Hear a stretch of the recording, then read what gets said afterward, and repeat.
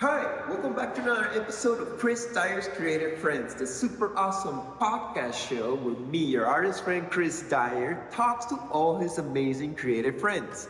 Today I'm in Wappingers Falls, New York, at the Chapel of Sacred Mirrors to interview my good old friends Alex and Allyson Grey. Wow.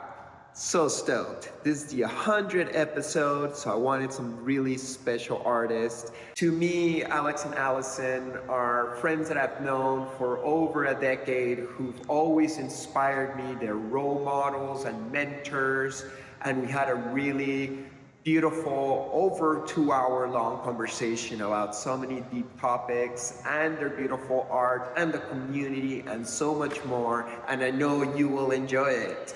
Blessings.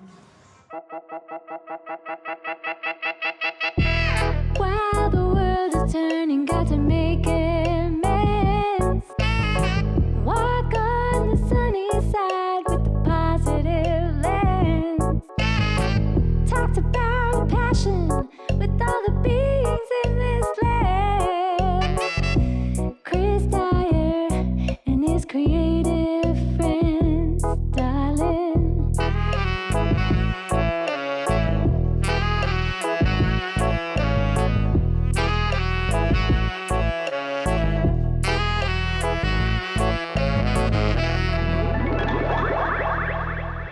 That's so great. Yeah, That's so that's great. good. Well, listen, It's good. They're getting a partner with I it. have not had a book yet, okay? And I'm working on it now. It's like we had to finish the 11th CoSM Journal. Uh-huh. The 11th CoSM Journal is over 450 pages. It's a doorstop. It's hardcover. Yeah. And it You could is, build a house with it. yes, we should. I hope we don't have to, but. Right. It's a Well, big these one. might still come in. We wanted to have like everybody that's in the show, and we wanted to have everybody that is, like the history of visionary art is in there, like our short version, and everything about the chapel, because it's the Entheon volume, so we have to have like all the different rooms, photographed. So it had to be finished, and then in order for us to finish it. But my book is supposed to be next, and I'm thinking a lot about it, and I'm very impressed, of course, that you are getting your book done at last gasp. I think that's so fabulous. Thank you. Oh, we're so proud of you. I love making books. I've been making books since I was 8 years old. Yeah. I would make them about like my toys, G.I. Joes or whatever, and I would like cut a birthday plate for the cover, and I would go to catalogs, and then I would typewriter what the stories were about, and then I would sew it together. That's amazing. Can I tell you a story about this man? Because we are doing an interview, because in honor of him. But in any way, I want to just say that the first time I ever laid eyes on Alex, first time I ever saw you physically was in the classroom, where it was the first day of school in this one class that we took together, which was called Performance Mixed Media Conceptual. That's what it was. It was Performance Mixed Media Conceptual. So we were both coming in on that level. And Alex was standing on the other side of the room, and he was completely surrounded with people looking at his handmade book. Uh-huh. Okay, so you and Alex have that in common, that you made handmade books because you did this when you were very young. You made little comic books. Right, I did. What was it about? The earliest comics were probably about Popeye and, whatever cartoon character. I had a cartoon character called Boom Boom. Uh-huh. So I made a few comics with Boom Boom, like riding around his and shooting like a cannonball out of his snout, and Wow. And it looked like a little eye of Providence is the weird thing, so this has precedent in a childhood drawing. It does. The eye of the triangle. Of this kind of bizarre creature, Boom Boom, that would. Well, we'll get you a picture of it so we don't have to describe it, but it does have a cannon nose. That's and a big smile, but Yeah. just an eye that goes straight across the the whole thing like this does. Yeah. But that was your first character, but you did other little booklets, and you tried yeah. to sell them in the neighborhood and stuff. Yeah. Yeah. But Money-making schemes. Was it like a Sack comic book Robert Crumb influence, or more like a Marvel comic I superhero? have to tell you that the book that he was, that DC. everybody was around him looking at, that book, was a book documenting his one-year performance as a billboard painter. So he'd come into the school and took a gap year from art school, which he did for 2 years, and then he took a gap year working at Columbus Outdoor Advertising. So he painted 40-foot spectaculars and smaller works too. But anyway, for like Coca-Cola and Borden's Ice Cream and stuff like that, like big companies would pay Columbus Outdoor Advertising to have Alex and a few of his cronies, his art school dropouts. Aren't we artistic? Hey, we got big loads of ice cream here. They all went over there. As long as you're breaking art, I guess. Yeah, but they were gorgeous. I called it capitalist realism. Uh-huh. You know, as, you know, like relating it to socialist realism. So it's basically capitalist propaganda. Uh-huh. Everybody was super Did impressed. you ever like throw something secret in the mix that you would all the understand? time, So all funny. the time. Now, like, yeah, one of them was there was a campaign called The Real Thing with Coke, and so they would feature various sites from around the country, and one of them was Old Faithful, and so there were a lot of people walking around in the crowd in front of Old Faithful, and so I put on the heads of the different artists and sign painters that were part of the little community of artists that were the tribe that was, you know, and I put a self-portrait in there as well. Nice. And yeah, I would do all You kinds put of other portraits too, the people Oh, yeah. that you worked with. exactly. He had that's little what I'm portraits talking all about. along the bottom Yeah. of all the different billboard Characters, painters and yeah. characters that were Vince, you know. I love that old school billboard painting. Growing up in Peru, outside the movie theaters, it was always a hand-painted, giant, mural-sized poster of the movie. That must have really inspired you.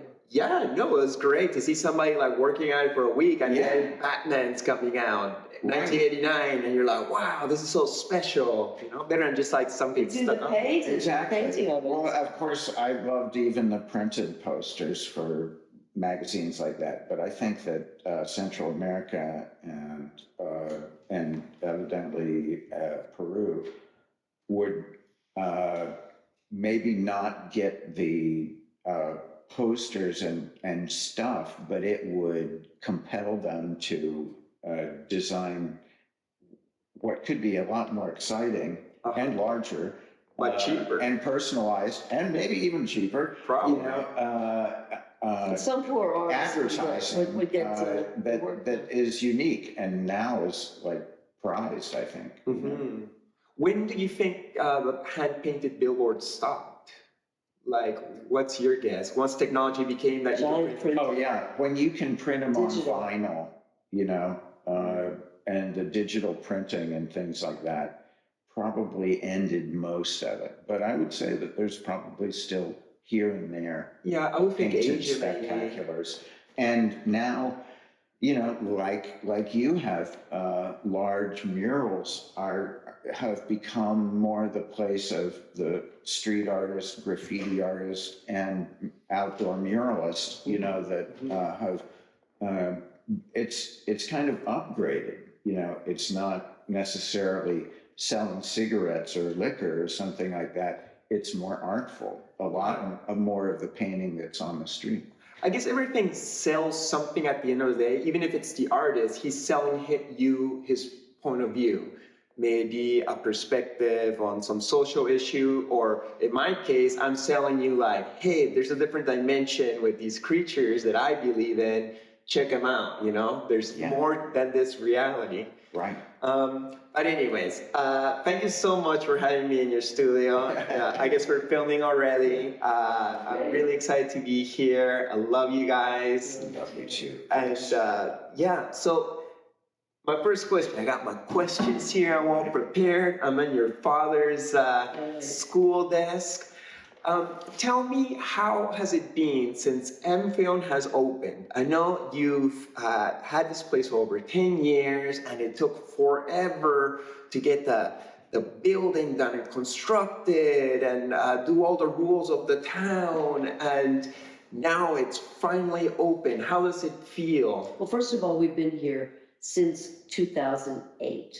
So we have been here for over, 15 years. Okay. So I just wanted you to know that. And then before this, we were in Manhattan on 27th Street for 5 years. So we had CoSM, in the city. And that was practice. Mm-hmm. And it was a great practice, because we had to figure out how to be a community center, really, and do parties and things like that, and work with our space and work with our staff, and figure all that out. And we had our first store there. Mm-hmm. Well, anyway, we moved here in 2008, and it's just a bigger canvas altogether. It's got 8 buildings. So we had to restore a lot of buildings before we got to the main one that we came here for, which is Entheon. And that's what opened, because we were open. Right. We've been open, actually. We started our first event in January of 2003 at our home in Brooklyn. And for over a year there, we held full moon ceremonies before we moved into, 4 months in April of 2003, 4 months into doing the full moon ceremonies, we were offered a space in Manhattan. It was just like we were there to pray. The Chelsea spot? Yeah. Well, the reason we had the came place right after, so we always see it Spirit coincidentally, and it was, of course, it was on Easter as well, so. So there's always been a kind of a divine hand, between various things. But then we moved in. Well, we didn't move we had to build it. So we got this guy came over on Easter and said, I have this floor. He wanted the sacred mirrors in the building. It was a raw building. They were redoing every floor, and his floor, he owned it, but he was going to take the first floor as Spirit New York. It was the club where you could have, body work done, and things like that. So, and they had a tribal market, and they had incredible dancers, and very, very, I don't know, our crowd, you know what I mean? Yeah, so it was an alignment. Spirit New York. So they wanted the sacred mirrors there, so they gave us the 4th floor, and we had it rent-free for a couple of years, but then we had to build it. So they gave it to us rent-free. That made it possible for us to spend our money on the building of it. Put in bathrooms and An HVAC, things. So you had to pay for that floors. yourselves. We did it. Heating We system. did it. So you built it for him. AC. We built it for a variety them, of things. and then we only had a 5-year lease. Uh-huh. But that's what happened. I met you guys there, huh? Yeah. Oh, we Martin Luther King Day, Wow. 2007. Oh, really? Yeah. No kidding. I was like, I gotta see the Grace in person. I took my train from Montreal, super nervous. I went with Valerie, and it was a lot of energy. Wow. Because like all your collection in that Entheon here is a lot of energy, but at least it's 3 floors. You can do 1 floor at a time, take a rest, digest, maybe move on. You hadn't seen the work in person yet, though, at that point. No, so that was kind of like a bomb of energy, and I was like, oh my God. I'm so glad you were present. Yeah. But so we started the full moon ceremonies, and then we went to 27th Street, and then we had to move. So we found this place,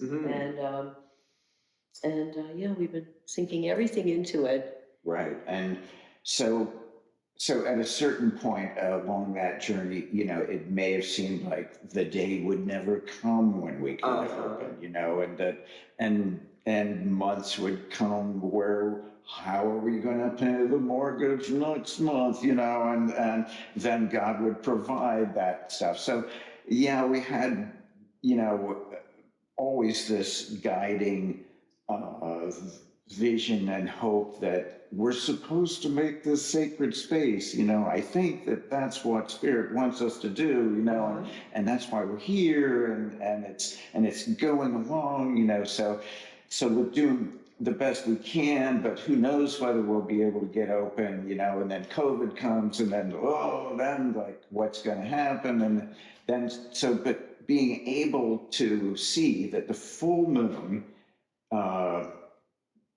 in June, this past June, was going to be on the day that we had our epiphany about the universal mind lattice that's at the center of the sacred mirrors. It just seemed like this Spirit was pointing and saying, this is the day, come on, you can do it. Let's get this thing going. And so it was a perfect day. So many forces came together, just so many people generously offering themselves and their work, and including you, and including so many other visionary friends, that it seemed like the perfect launch and day, even if it wasn't, like with fireworks and all the DJs and various things like that. It was like, it was so bells and whistles. We were sort of inclined to make it a very soft opening, because it could have been like too many people.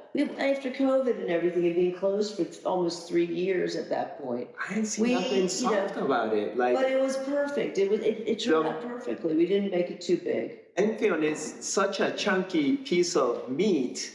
You need no bells and whistles and peas and carrots. We want to around. spread it out a little bit and have a little bit more of a runway for ourselves to get used to being back in service. Because after 3 years off, we did things very differently during COVID. It was wonderful. We had a great time. A lot of people did. I hate to say it, and some people died, and I hate to make it sound too wonderful, because then you feel like you feel bad for the. But we did struggle. But we sequestered. We worked really hard, and a lot of great things happened during that time. That's what I really mean to say. Mm-hmm. We were able to do things that we weren't able to do when there was a lot of events coming at us all the time. So it was a good break for you. well, we worked on this place. We really focused. We really hunkered down and made it through. And but I just want to say, first of all, how grateful we are for all the people. Like, we had 5 times the membership after COVID. We're so grateful for all the people worldwide that that know about this project and care about it and think and care to support it at all. So we're very grateful for that. But I don't want anybody out there to think that we are not still fundraising, which is the heart of what we need to do, because we have a lot further to go. Plus, we want this place to sustain. We want to wrap the building in sculpture. I'll just tell you, that. Yeah. And we completely intend to do that in our lifetime, if we hope.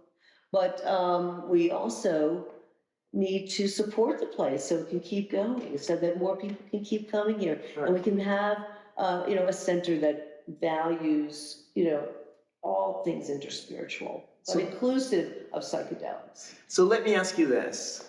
What you're doing is a spiritual service that came from the Most High. You're offering a place of the crossroads of spirituality, of so many faiths and art.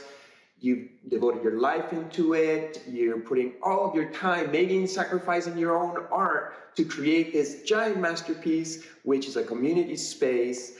And you do it for spiritual service, but it also requires financial means to build it. What is the challenges of a person who's trying to do a spiritual thing, yet has to put it out in the world, like, Okay, I just want to say one thing about sacrifice. It has been anything but a sacrifice.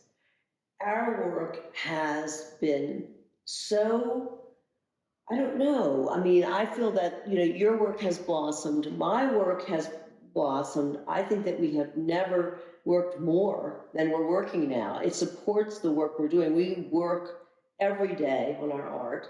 And CoSM is social sculpture.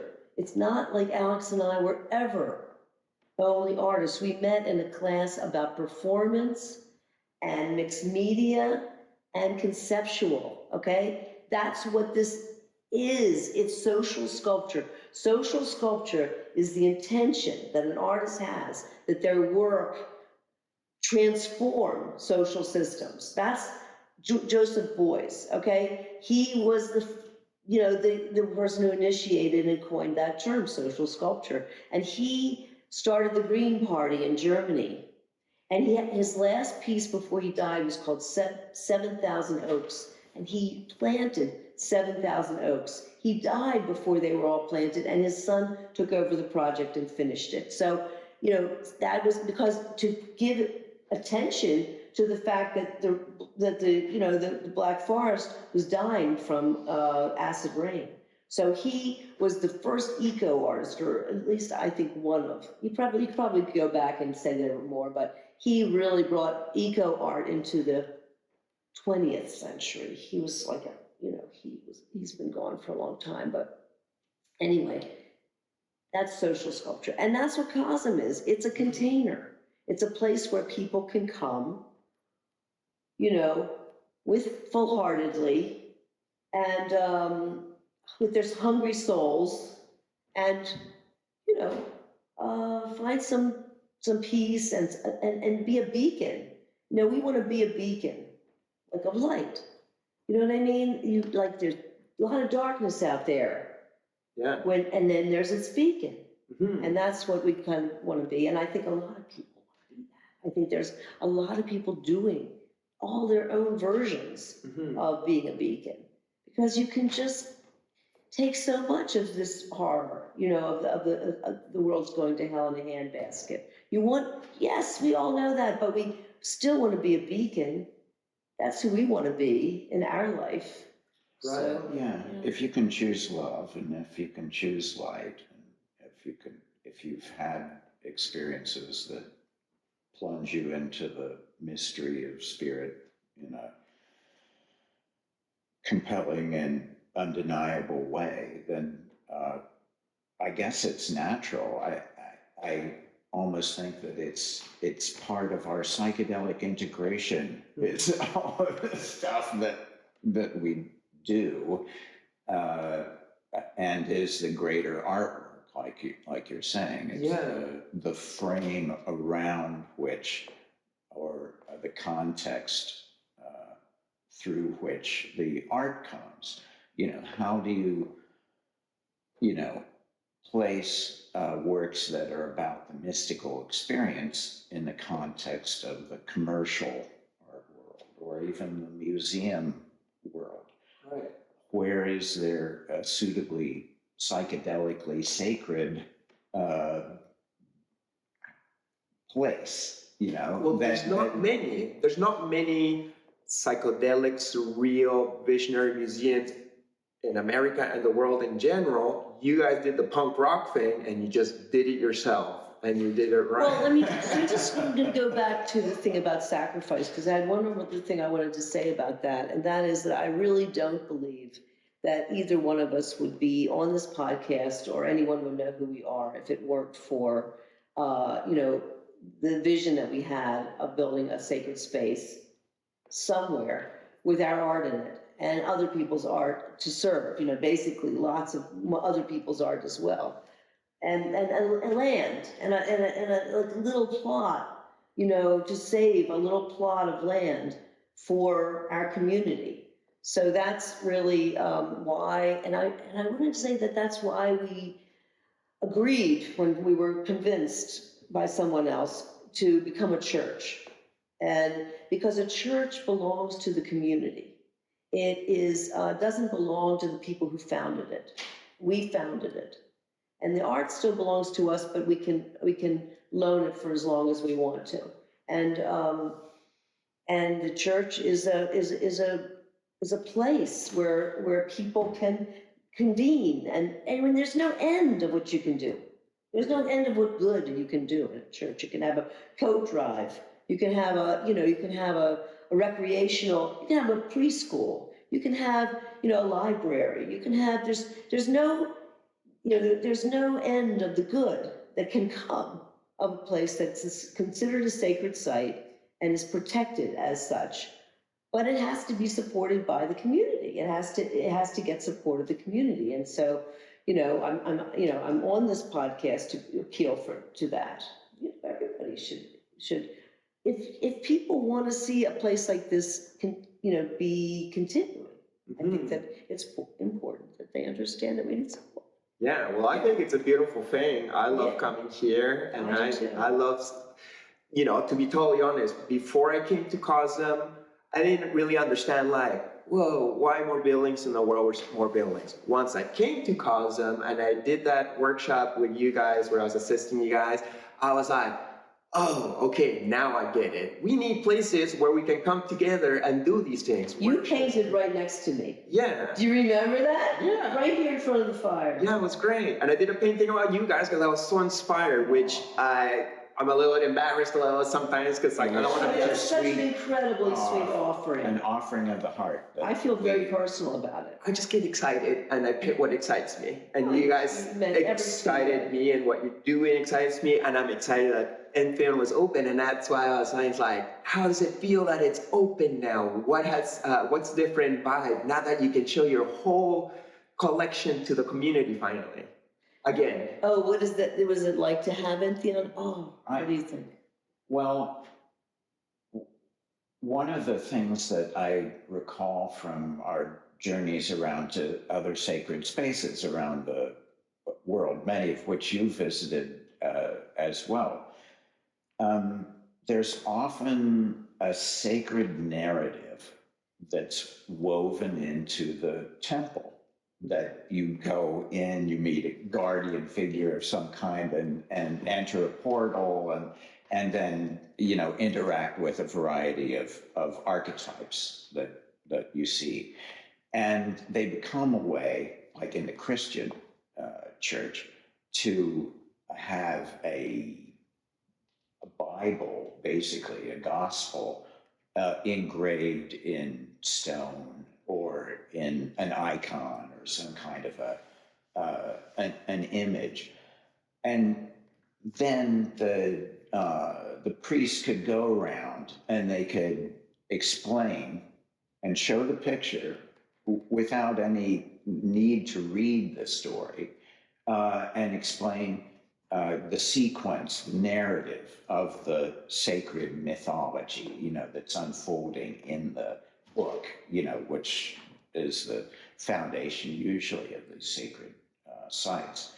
And so I, in a way, think that like an artist who's describing their own body of work and excited about the subject that they're currently working on, now we're able to tell the story, basically, of the subject of our work, and explain the narrative of how that perspective basically manifests in a variety of bodies of work. Would you say that you two, as a spiritual partnership of creativity, both through your visions of the mystical experience seen from the outside, you got your subject matters, and Allyson through the mystic experience but seen from the inside, you're giving both perspectives of culture that you're sharing, that's like a combination of your consciousness, which is also the consciousness of the one?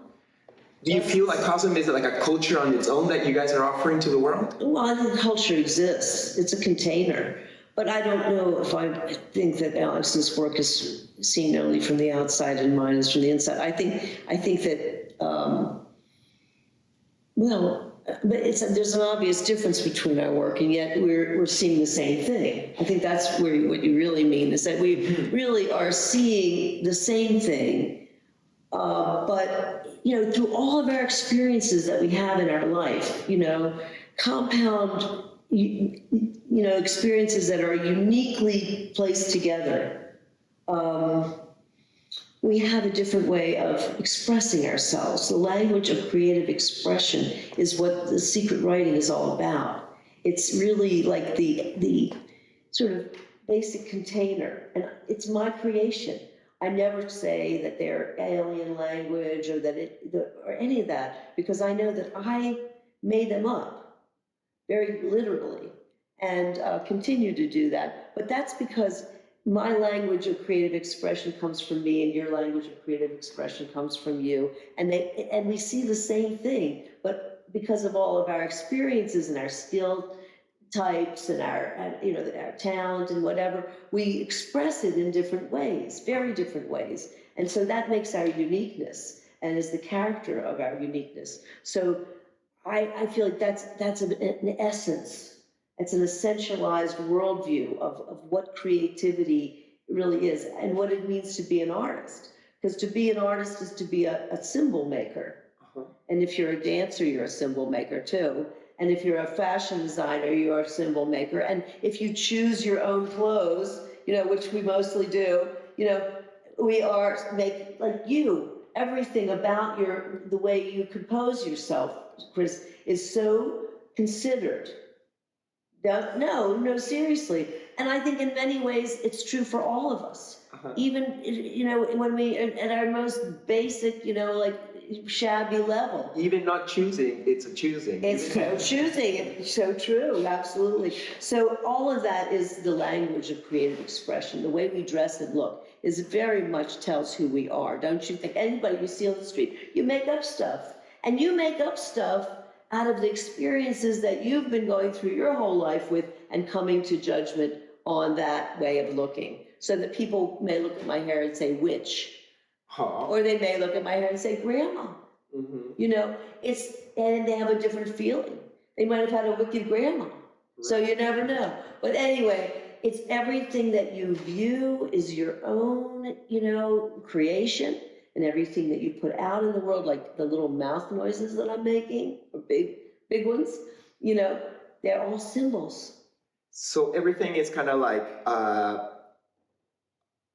an energy, and then there's the filter of the expressor that does it through its own particular unique human experience. But the filter, but there's also the filter of the observer, who is also interpreting the symbol in their own ways, and they somehow meet in the middle, but really it's all from beyond. They meet and they infiltrate, they go across to each other, it's an amazing web, and we experience this in psychedelics so visually, and then we have this opportunity to express it, and it comes out so. But if you're really authentic in your expression, which I feel, and I would just say, I think the three of us as artists all are, we do our best to be, and many people that we admire the most are the most authentic in their expression. It's like, how can you characterize your own essence out here on a two-dimensional surface, or even as a social sculpture? Everybody who wants to create a center right now, and there are many people who are feeling the same way we are feeling, about having a place where people can come. Every community should have one, and we should all be protected as sacred spaces too. I think it's amazing. But anyway, I think that everybody can have a different kind of expression. Do you feel maybe like art, both as a painting and as a art center, is that opportunity to meet in the middle by trying to describe the ineffable into unique expression of it, and perhaps even if somebody interprets it the wrong way, different from what you understand it, they might still feel enough resonance to feel like, oh, somebody understands me, and we find each other and unite as opposed to divide. Because sometimes our difference divides us, but sometimes our difference we can celebrate and be like, look how different you are from me, and this is beautiful. That's always the hope here, I think, because love abides as the underlying foundation of things. And in that situation,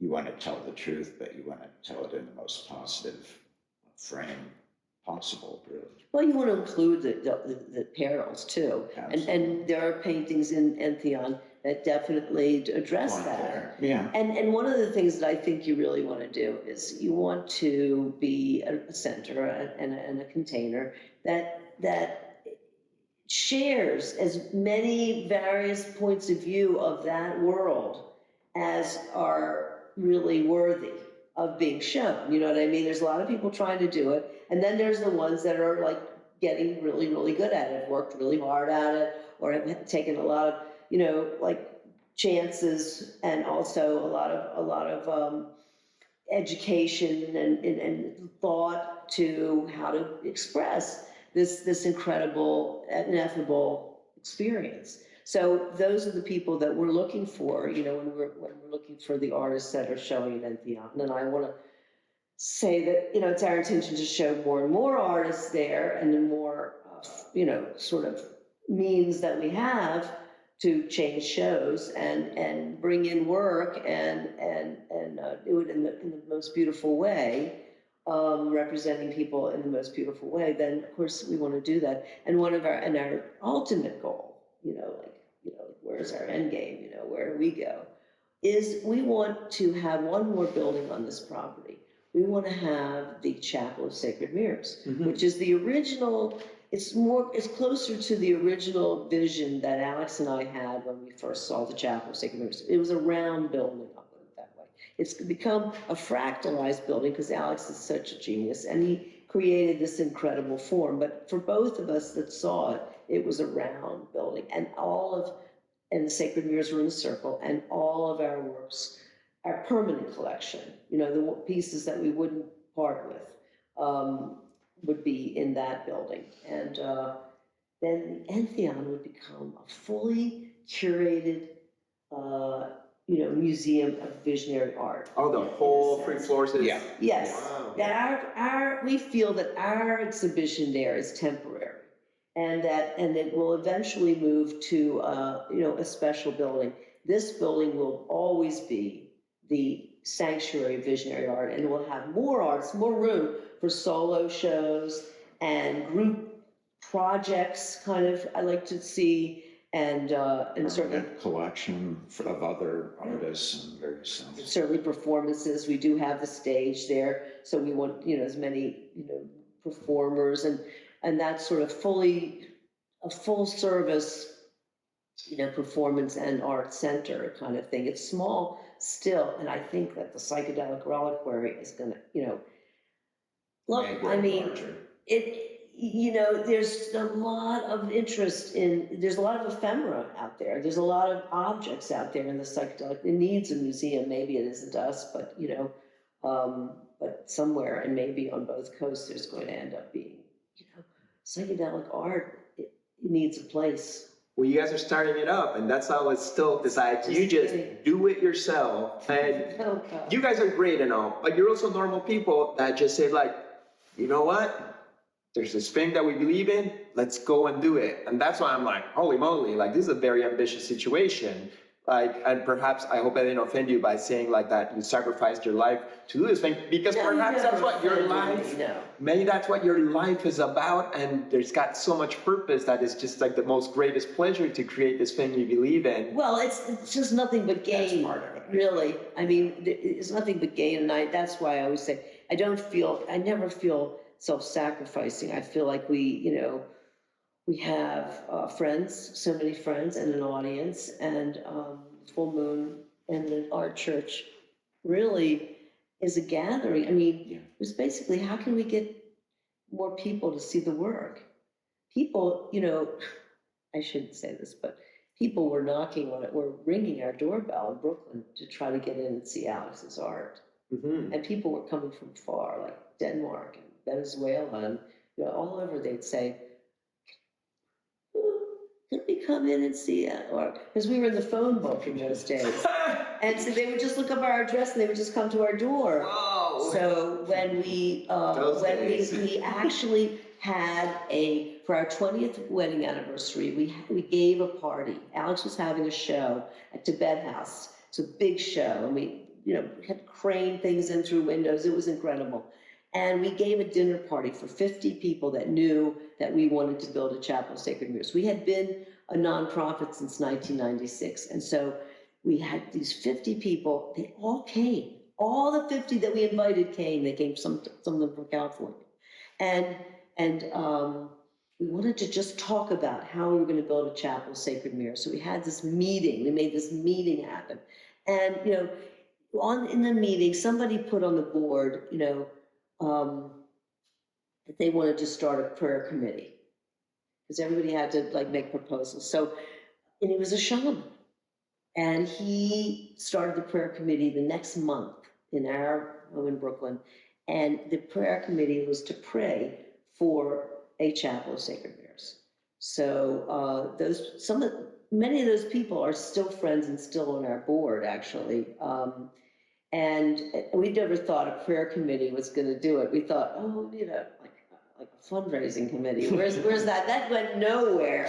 That went absolutely nowhere. But the prayer committee has been coming around. We have tomorrow. We have our 264th in a consecutive, an unbroken chain of full moon ceremonies. Mm-hmm. Congrats!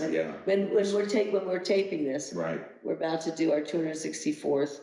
That's into the 21st year of an unbroken chain. We've never missed one. And so I'm telling you, you want to see something happen, you have to make more friends. Make more friends. And that's what we do. We have the full moon and the art church, and we make new friends. And over the COVID time, we broadcasted. So we started to make friends from every continent. And they come to our church and they zoom in on our church. Does it ever become overwhelming? Because I find the more I grow as an artist and the more followers I make, the more people I make, the more you travel, I get overloaded with information and my memory starts failing and then I feel guilty.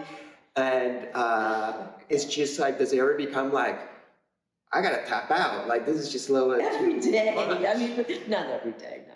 But some days are really filled with joy. But there's a lot of that, sure.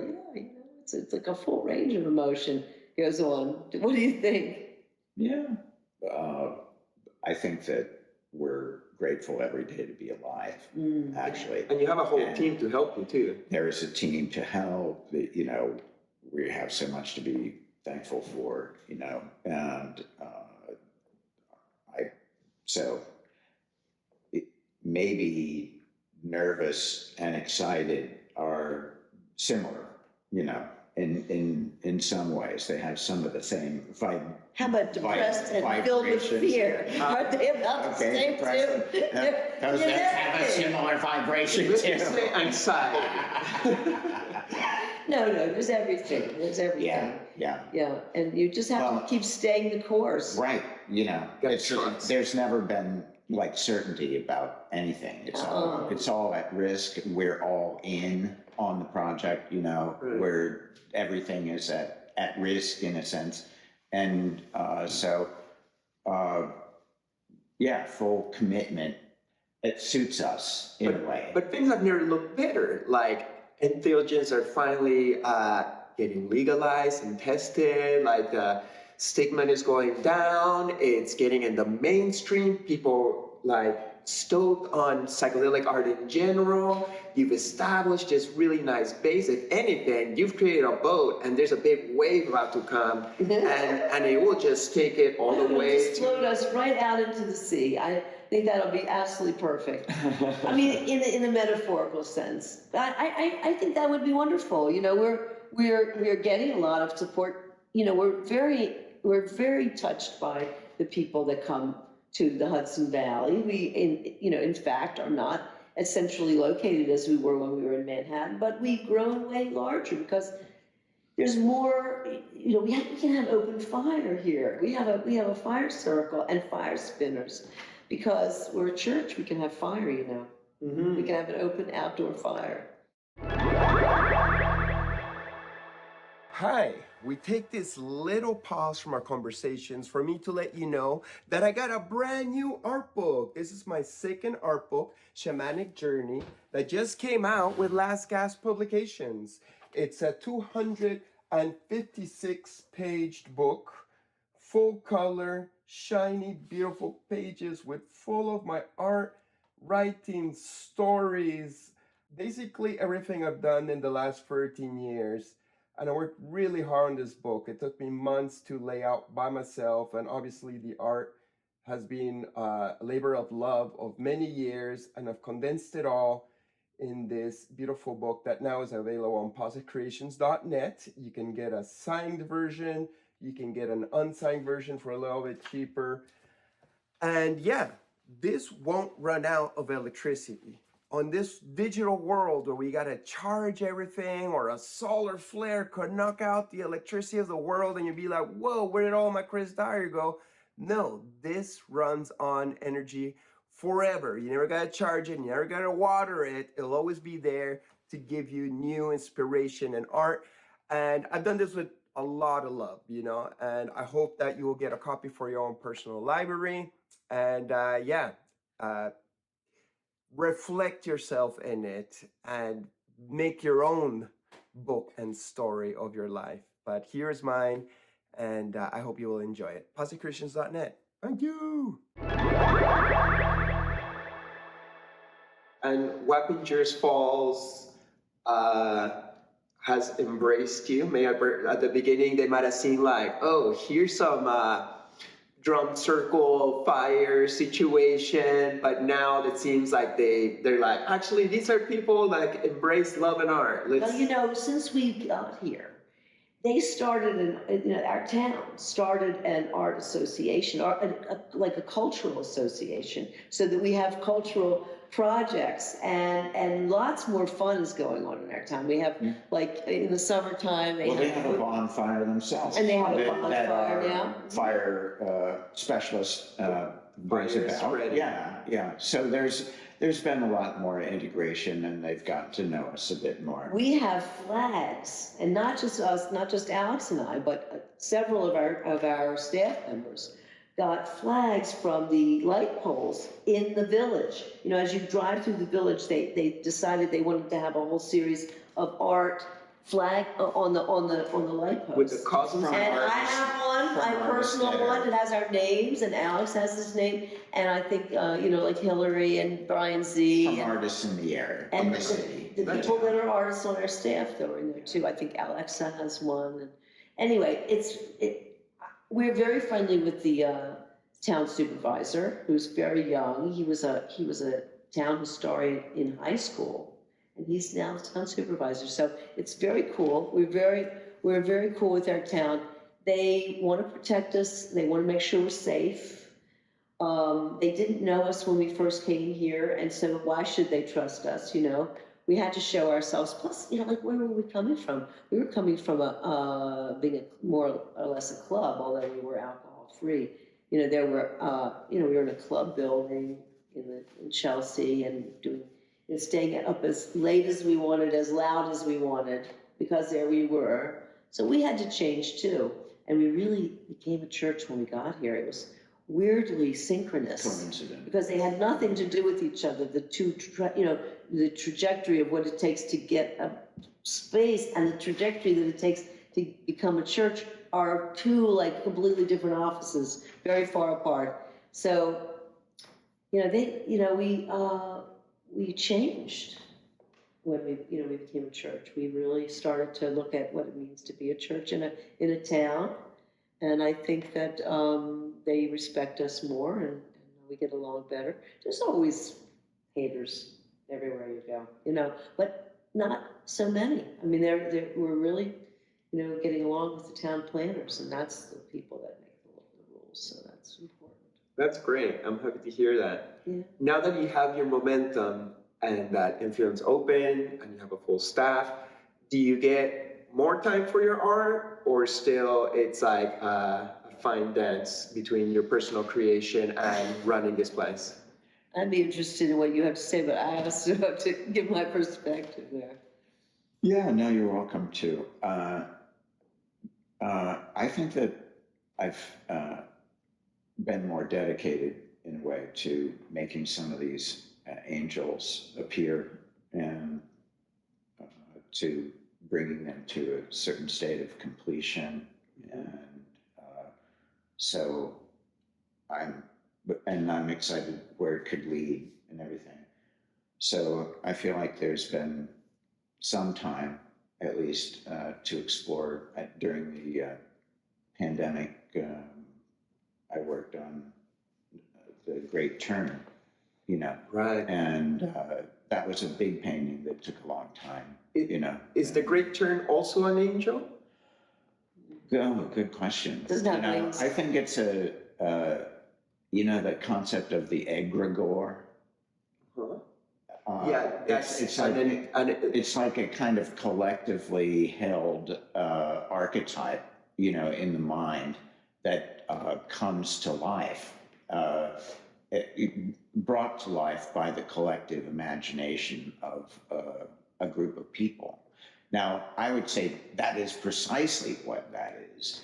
Like the Tool concerts have brought it to the mind of millions, and the album as well. So it becomes a collective archetype, an archetype of polarity, and in some way you could say it's an angel that is embracing struggle. Because it seems like both sides, and one way of observing it, it's like a yin-yang twisted firm that wants to go back into the light, but both faces are kind of like struggling through it. So is it quite a yin-yang thing? What does the darkness represent? Or maybe you're tapping into the Tool rock vibration that has some angst? It was, there was never really that big a part of it until Adam called and got involved in it. But I already was working on the painting idea. Uh-huh. And in terms of the one figure is basically struggling toward the light. Uh-huh. And in some way, with this kind of horn coming out of its crown, is touching the area of the light. And I think that might be the pineal kind of imagination, the divine imagination touching that purity and light that is the promise of spiritual understanding and knowledge. But at the same time, the other side of the person, the polarity, that looks like the Death Star somehow, that you're connected with, like Ang and Chang, and like one of them died first. Mm. It's almost like a reflection of where humanity is at this point, where it really wants to try to get to the good side, but it's still struggling through it. Do you feel there would be like a part 2 to that painting where it made it, where the whole creature turned into like, I think it both makes it and doesn't make it in that painting. I think that's what it is. It's like one of them is really like pointing right into the light, and the other one's pointing right down to the ground. It's like the way we are, really. The way we are is, we're heavily attached to the earth. You know what I mean? We're decaying all the time, and we're very, very much attached to the earth, but we're also very much attached to our hereafter. And we think a lot about it, and we put a lot into our spiritual life too around here. So I think they're both going on simultaneously, without conflict really. They are attached to each other. They're twisted, but they're not broken. Mm. I mean, the one that's on the bottom is obviously in entropy. Inevitable entropy. It's like you're gonna just fall apart. Yeah. But the upper one is becoming more light by having that sort of, crown, the cone that comes out of the head. Something's happening. It's like something's being birthed out of the brain. Right. I mean, I feel like, you know. Next stage or something. Right. Like you were wondering about next stage, maybe that's the pillar of awareness that's in the Maybe hall that's a there. full-on angel. Well, Yeah, that is, exactly. I mean, that Yeah. is the full-on Yeah, egg that comes out, because, you know, earlier you did the dying painting, which has the wisp that was inspired by a bonsai tree, you know, that comes out, the wisp of spirit that comes out of the top of the head of the dying. But this is a new version of that, which is more like a bullet egg. It's like a, you know, it comes out. the soul looks like this. Yeah, it's a spear. Spirit. Yes, spirits, spirits, there you go. Yeah, a pillar of awareness. Well, I wanted to say also about that painting that the way I interpret it and what I usually say about it is that I didn't realize this until I finished the painting, but this is a way to look at the painting, because I was wondering what is this about. And frequently my work references body, mind, spirit, at least pointing to the three realms. And so we can see that, you know, no matter what you call it, there is a body there, that obviously. So mind, symbolically, I'm going to say maybe that's the web of gems and things like that, that the body is ensnared in. Okay. Body and mind are somehow entangled. Okay. Spirit is the tunnel of eyes that goes from the light to the dark, that's endless and, you know, infinite in a way, and is not involved in the struggle, but observing the struggle. And that one can identify with any of those levels of being. Wow, that I got a lot of questions about all that. The mind, is it the mind of an individual? Is it the mind of God? And if it's the mind of God, is that also spirit? Like, does spirit have mind? What's the difference between spirit and mind? Well, I think there's all of these are gradations that in the spectrum of being, you know, we inhabit all of them simultaneously. And the mind, in terms of thoughts and reflections and things like that, you know, filled with gems in a way, you know, but also capable of binding in some way. I don't know. I don't know how to exactly interpret it. It's just the thing between the body and the spirit. Right. You know, this other thing. Right. So I'm interpreting it that way. I don't know what it is. It's hard to understand these things because when we're in the psychedelic experience, that's something that's observing the experience of being, but who's the observer? But it's all one. I don't understand it either. I cannot figure it out. But No, That's why it's called ineffable. but that's exactly the question, because you waffle between your experience of selfhood and oneness.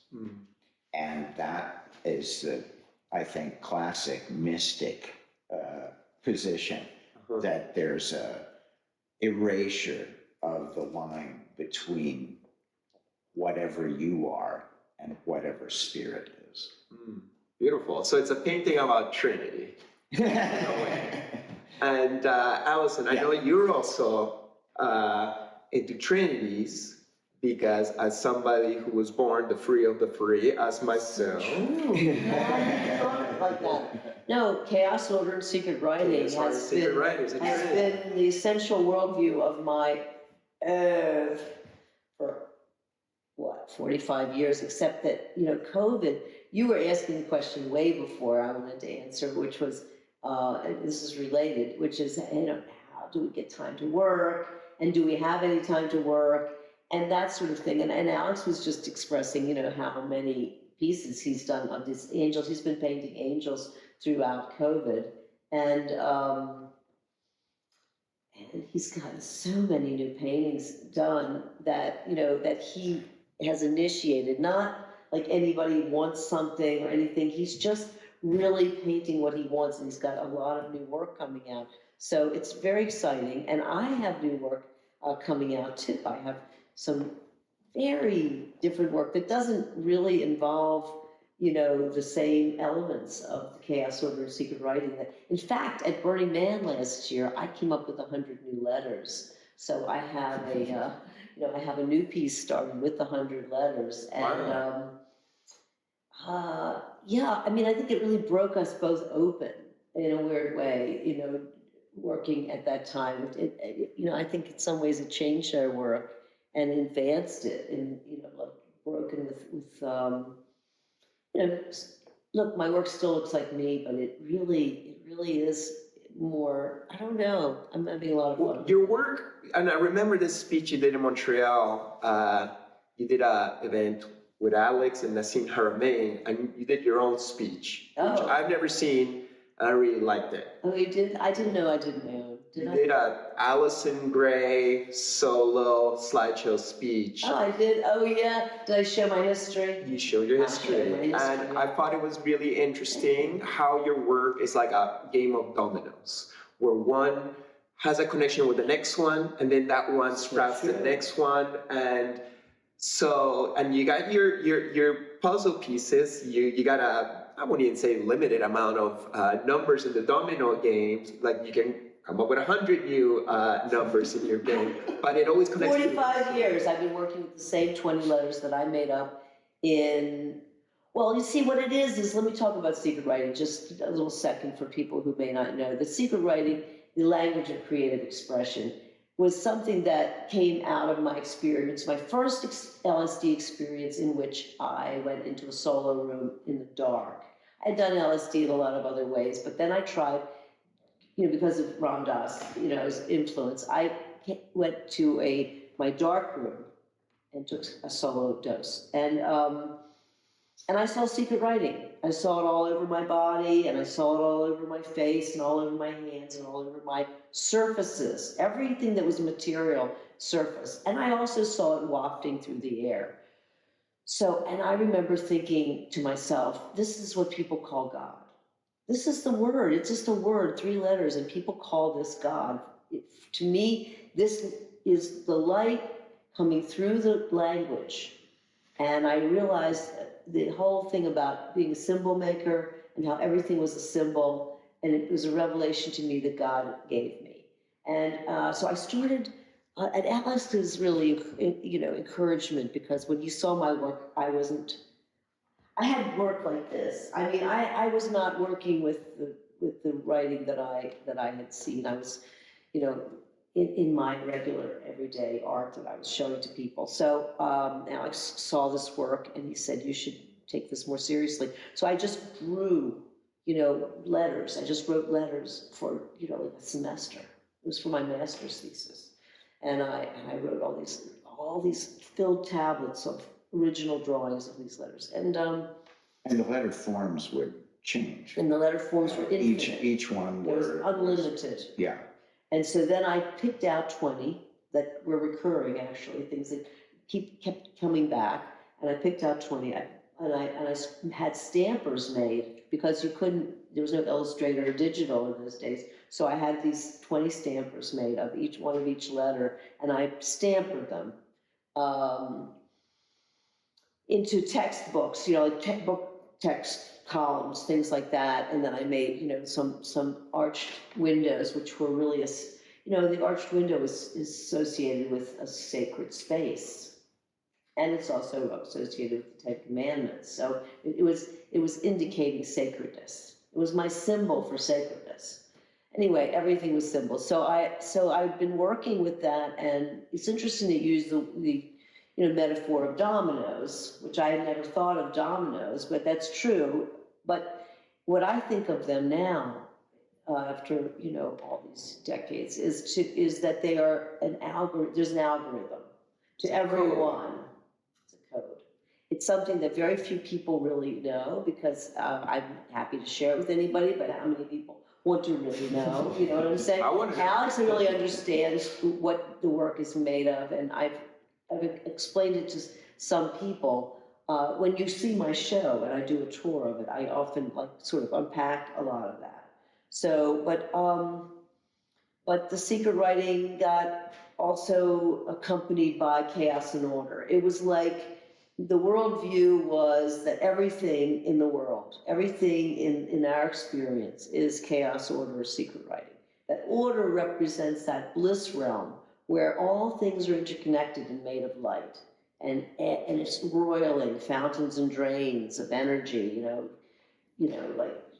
spewing it out and sucking it in, it's just like, woo, our energy goes to everything. And so that would order, and it's all humming like this bliss realm, everything's perfect. And then there is chaos, which is the material world, which is a beautiful, colorful spectrum of cells and systems and particles and waves, and they're all inevitably in entropy, just inevitable entropy, just everything's falling apart at all times. So I was, I selected the square because the square is the symbol that is least found in nature, not never found in nature, but very seldom found. It's a human-made form, the square. So I thought, I'm a human, I'm an artist, I'm gonna use the square, and I did the whole thing in squares, and I did a lot of work with, and I'm still painting squares, and the other thing about my work is that it's a meditation, that when I had this epiphany about seeing God, the next thing Ram Dass said to do was to start meditating. So I found Yogi Bhajan, and I joined the Yogi Bhajan Society in Provincetown and learned a little bit about meditation. It's a life's work, but we meditate. And anyway, so I found that art, and making art this way, one square at a time, painted carefully, was a meditation. Every day. So you're asking if we make art, we make art many hours a day. Great. And Alex makes art almost all day. He makes art during the day. Well, he's not making art now. We have interviews, we have meetings, but mostly even at meetings, Alex will be painting. And we try to, see, the whole operation here is to keep Alex painting. Mm-hmm. That's part of it. It's like Alex should always be painting, but he has to be signing things. He has to be meeting with people, and he has to be doing many things. But, for the most part, and I paint every night for at least 3 hours. So. Beautiful. I'm happy to hear that. Are the squares within the squares also like a tip of the hat to a blotter? Never thought of that until it became a thing. Okay. You see, I was doing this before, well, no, not before blotter, but I rarely did any blotter. People have made blotter of both of our art, a lot of Alex's, and the acid that I took the most of was not blotter, but we had some paper, that somebody dotted at one time and drew some grids on it. Yeah, but we would have things like little pyramids or pills, sugar cubes, or things like that. Well, Orange Sunshine wasn't a blotter, and Purple Haze wasn't a blotter, and Purple Pyramids, and then there was the dropper and the liquid and all that stuff. So, do you have a favorite? I think if it's really pure and it is like really well made, not with any additives to it, I think they're all the same thing. I don't think it matters the delivery system. What is the experience that LSD gives you?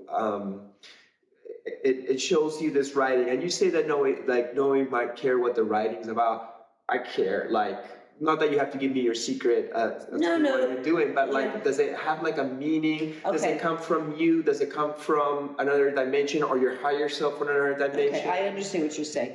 No, each letter is like, try to envision it being like a container. It's like an empty vessel, of meaning. We give it meaning. Uh-huh. Meaning, we put in the meaning, you know what I mean? Like for me, it means what I make my art out of. When you first saw the letters, what did you think it meant? I thought it meant everything. I thought it meant all things. It was nothing that it didn't mean. It was the voice of God in all languages, without language at all. It's a container. So, for instance, I have a nice bag. I'll give you some of little letters. Yeah. The wooden ones. Wooden ones. They end up on the trail. People pick them up, and if they want to put them on their altar, like a sigil, they could make it mean whatever they want it to mean. They can make it mean, a feeling that they had when they were on the wisdom trail. Like they could make it mean something that they feel that they have a resonance with me. Okay. You see, it could mean something that they have an intention for themselves. Like this means I'm going to be an artist, and whatever their intention is, it could mean that, and that would be their symbol for that, and they could make it mean that. And every time they'd go past it, they would. They would think about that, and they would think, what have I done today about that? And maybe, anything like that could happen, but it doesn't have to mean anything. It could be just, the meaning that I have for it, which is that it's an empty vessel for any meaning. Meaning flows through it, meaning is contained in it. Maybe it's like zeros and ones. On the computer, you only got zeros and ones, Yeah. but it's how you order them, and it could be everything.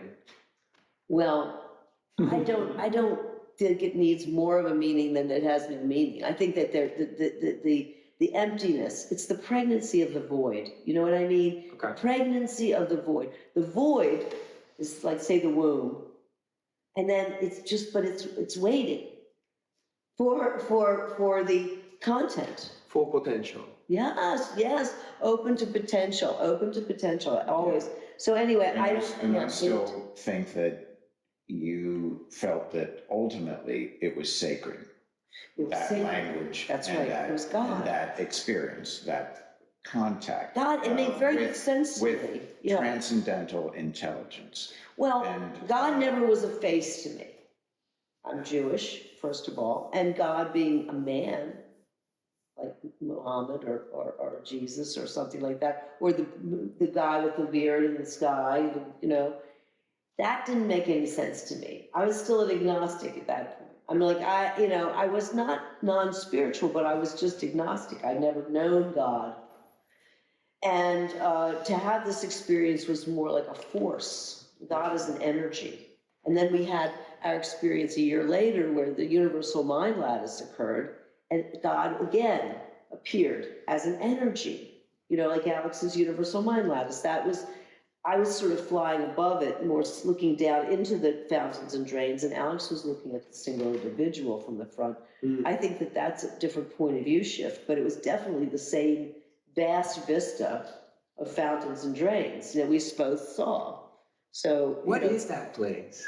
Boy, it's a place. Water. Other people have been there. And I've seen it too, and I'm like, why am I looking at Alex Grey art in my ayahuasca trip? Like, am I seeing it because I saw his art first, and then my brain's making some sense from it to put it some skin? Or there is these pillars of fountains and drains, as he's saying. Well, we are that, aren't we? I mean, doesn't energy go straight through us?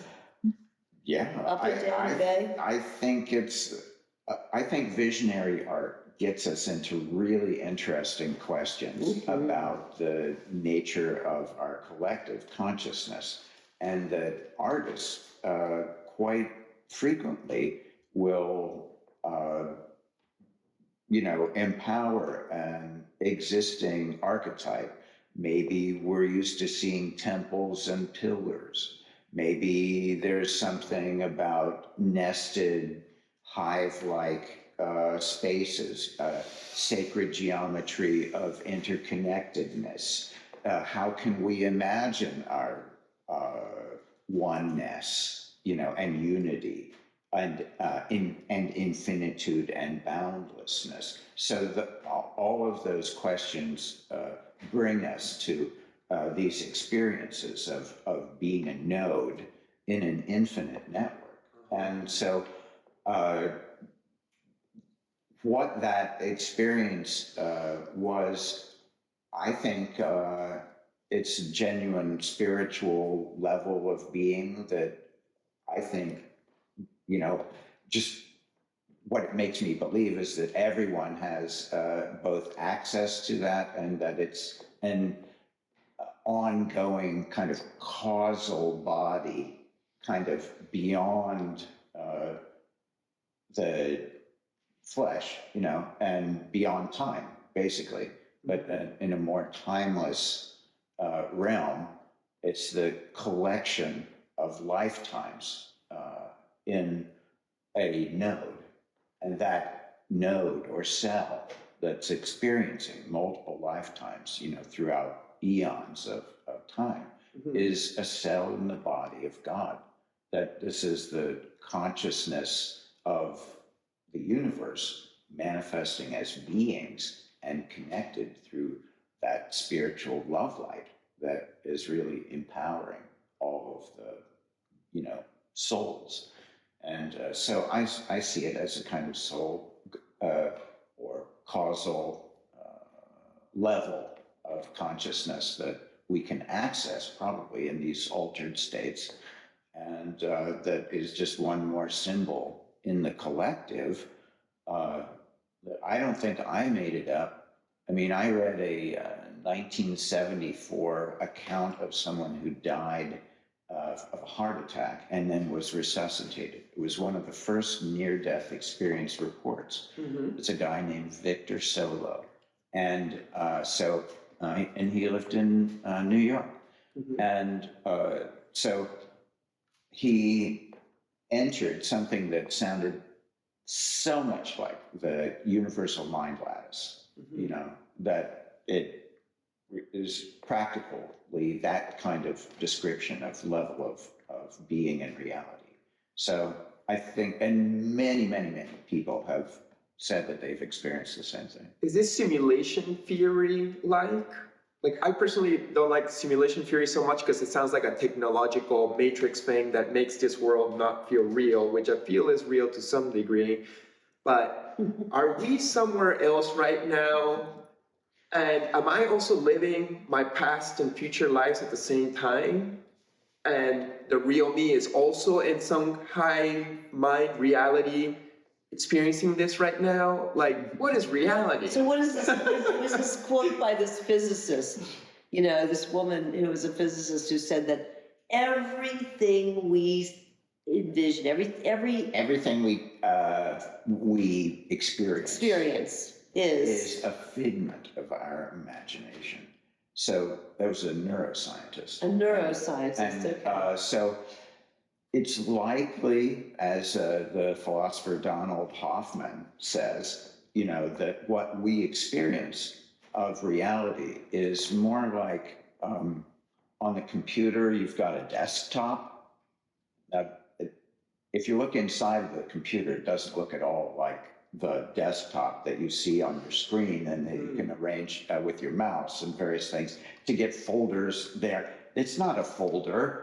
It's like, but it's a way of us interfacing with all the guts of the computer in there. Now, he's saying what's likely is the guts of the computer we can't experience. We don't have access to all the perceptual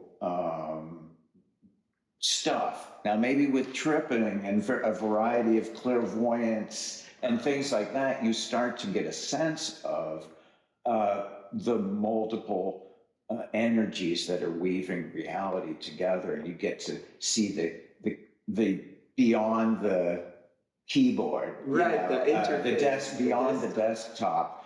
You may access some of these other elements of reality. This is the convenient form that we appear to each other in. Our brains decode these photon battering, that happens, but then we project that reality onto the world, which more or less, kind of connects and makes sense. And so this thing about consciousness and selfhood and how we project reality is really very tricky and really interesting, you know, and I think visionary art takes us to those questions.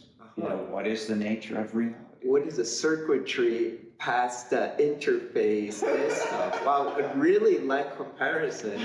How much do you believe reality is dependent on our belief? Like, I believe you guys are here. Does you're here, or you're here regardless of my belief? And you believe, like, I can make a Entheon, I can make a dome, next level chapel sacred mirrors, and because I believe it, I can manifest it. Perhaps that's a law of attraction in one terms. How much is that part of the interface code or programming of this reality we're living? I don't think you can. I think in some ways everything is based in belief, you know. But there's also probably lots of, I don't know, fate or accident or, you know, destiny, exactly. So many times, though, don't you feel that something is predetermined? You know, you run into something happening and you think it couldn't have been any other way, and that's a point of view, though, and I think it's a worthy sort of mind state to cultivate, because if you can continue to cultivate, you know, that what you believe you can. Whatever you can conceive and believe, you can achieve. That's the cliche. But in many ways, I think there's a basis of Artists truth there. live for that. Yeah. You know, we have to believe in ourselves enough to, you know, try. You know, and then you guys are proving it's possible. And yeah, like who would have known? We had no idea. It could have flopped in, but it could end tomorrow, you know, as well, you know. So you keep going and you keep. You try to use your best sense, but you also use a great deal of intuition, like, you know, choosing the right dates. You know, you can use oracles, or you can just say this was a date in history that's like, you know, and we're often guided by weird shit like that. I mean, you know, like, what should we do next? I hear a voice telling me. It's like a calling. You hear a calling, and if you don't follow your calling, you mess up. You know, and I think in some ways it's your mind messing up. You didn't want to do that calling, so you mess up. Like people who lose their job or something. It's like it's an angel that taps you on the shoulder that says you don't belong here, or you shouldn't be doing this. Sometimes I think of that in as littlest things. I drop something. I think of that is telling me. Such superstition this is. It's ridiculous. But I do feel like when you're tripping, you feel very real about this. Like you dropped that because you know there was something else. They're symbolically interpreting everything, just like in a dream. Like, symbolically interpreting. That mean, you know, and what does the reality that we're experiencing mean? And maybe it's beyond our knowing, but making art is part of the answer. Yeah. And it is a dance between chaos and order. Synchronicities and listening to your intuition is recognizing the patterns and the order that are there to talk to us. And sometimes life says, you know, fuck your order. You don't belong here, as you said, and that's the chaos. And we gotta kind of like dance in between it and find the way to where we're meant to be, whatever that is. And in my work, I have always been searching for the confluence of chaos and order without conflict, you know, kind of like bring those two together, synchronicity, you know, and putting chaos and order within the same painting, and secret writing too. That has been, a real kind of a, how do you make that work so that people can see all three at the same time? And, there's some very complex puzzles that I've come up with. Well, I think it's very similar, you know, like you were saying, chaos, order, secret writing, and I say body, mind, and spirit. So I kind of imagine them as related. Like order is the level of spirit. Mm-hmm. You know, everything's connected. Right. You know, chaos, that's the material world. That's the level of the body. You know, and then secret writing Oh, is the so the mind. mind. It's like, So this totally is like, the I was going to ask it's, you that. no, it's totally the mind, but it's where how do you meet God? You know, you meet everything through the mind, and the mind is a crazy filter. Symbol You know, maker. but it's a symbol maker. Mhm. And but through these symbols, we read something, I know. you know, and I It's the think that, interface. yeah. So I think that there's a correlation. You know, we also say that our common subject is transcendental light. You know, that we experience it, but we all experience it, but we express it in different ways. You know, so yeah. The contrast of the three is what gives three-dimensionality to each one, and us figuring out the puzzle. Yeah. So what do you guys consider God to be? Like, that's a tricky question that probably is very encompassing, but like, do you have a way to define it? God is a force. To me, God is a force. It is light because everything about God is good. And, even if it means that it feels hurty to us, like somebody died or something, is that good? Yes, it has to be. Every person born will die. So, yeah, so even the difficult parts I think are good. But God is basically the good, and it's a force, and it's not a gender. Because if it were, I would not have any God. I would be the wrong gender. Because gender is dual, and God is one. And that is the difference. It's like God is one, so it encompasses the dual. It's the whole. And one is only one. So, it's just, so that's the way I saw it. It was not a face. It was not a, it was a way of, I don't know, it's a force. It makes us alive. It activates us, Mm-hmm. It makes us alive. Right. Certainly the substrate of consciousness itself, the great mystery of our personal oneness with a transpersonal creative force that is the cause and the sustainer and the destroyer of reality and the universe, the energy that flows through each of us, the consciousness that is at our root but is beyond our name, that is the boundless, spacious light and being that you enter, the sense of presence when you do 5-MEL, it's like opening to the whatever is sacred, divine, holy. You see the whole world trembles with that energy and is only formed from that love, that gift, the sacred offering that the divine is constantly manifesting in all dimensions, this infinite being that we get to participate and have a lens into for a fragment of a moment. It is the greatest opportunity that we have to connect with and be in relationship with this sacred reality, And so I think that, the Buddhists do not use theistic or deistic kind of terminology, but they do talk about primordial kind of being and that our oneness with everything and our true nature can't be visualized because it's beyond the imagination, and yet it is at the root, our state of presence. So if God manifested consciousness And it's so subtle that we can't even define it.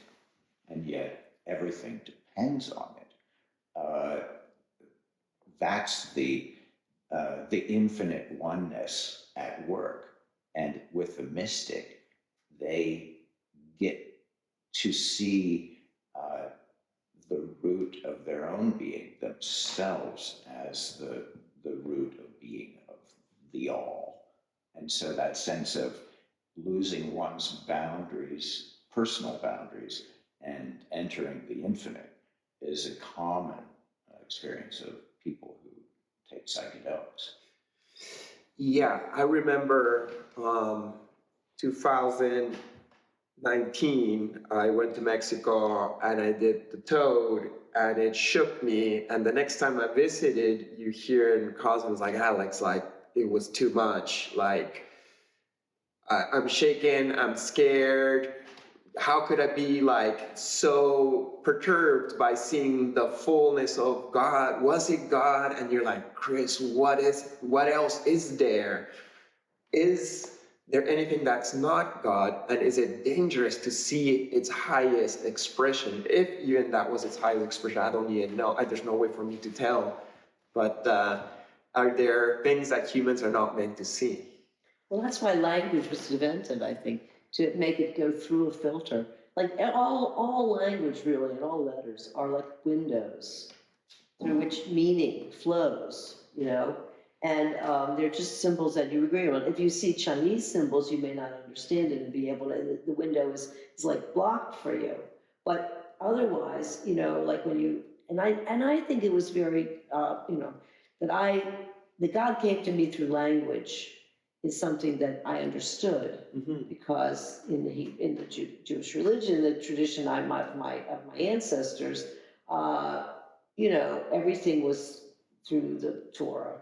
It was all through the Torah. It's like no graven images were allowed. There was a lot of patterning. You know, to show the infinite. But there was no name. God didn't even have a name. The name that they use is Adonai, which means like Almighty. And the symbol that they use for Adonai, the Hebrew letters that they use for Adonai, do not phonically spell out the sound Adonai. It's like all vowels. It's like Adonai. You know, you could Yod He Vov He. Yod He Vov He. So you can't really pronounce them like you couldn't pronounce all of your vowels. So it is quite ineffable. So it's meant to be like so holy that it doesn't have a name. Yeah, we Don't stick a name on it. Yeah, because that would just be a concept that would be limiting to it. And that's why any term like God, or even primordial presence, or any term that you put on something, it's like any label can't define it or confine it. It's beyond those things, but it's the source. That's why my mind said, this is what people call God. It wasn't like this is God. It was like, this is what people call God. This is what people have this happen, and they give it this symbol, God, you know. But it was just like energy coming through writing. So can we never see God then? Because it's beyond. You can't not see God. You can only see God. See, that's the thing. Once you know God, once you have the experience that you know that this is God, then everything becomes God. Everything that you see is God. If You infinite know, oneness there's nothing that's not God. is Beautiful. all there is, you know, God is all there is. Is it, I don't say dangerous, but like, I believe what you're saying. And I like to say like, hey, I'm God too. I'm God having the experience of being Chris. But then that can sound kind of like arrogant. It's like, how dare you consider yourself to be God? That's too big. You're just a Well, how about human. this? How about taking on this? You know, there is God in every cell of you. There is God throughout you. But there is there's also, you know, the stuff that, you know, you would, to get closer to God, you have to be pure and perfect. And you know yourself when you're criticizing yourself or you're I don't know, fear, doubt, whatever it is, that you are not experiencing God, because God is perfection, and you are perfection. You are the perfection. The perfection part of you is God. Now, Is that to say that the non-perfection part is not God when everything It's all, is God? it's all God. It's all It's all God. God. It's like.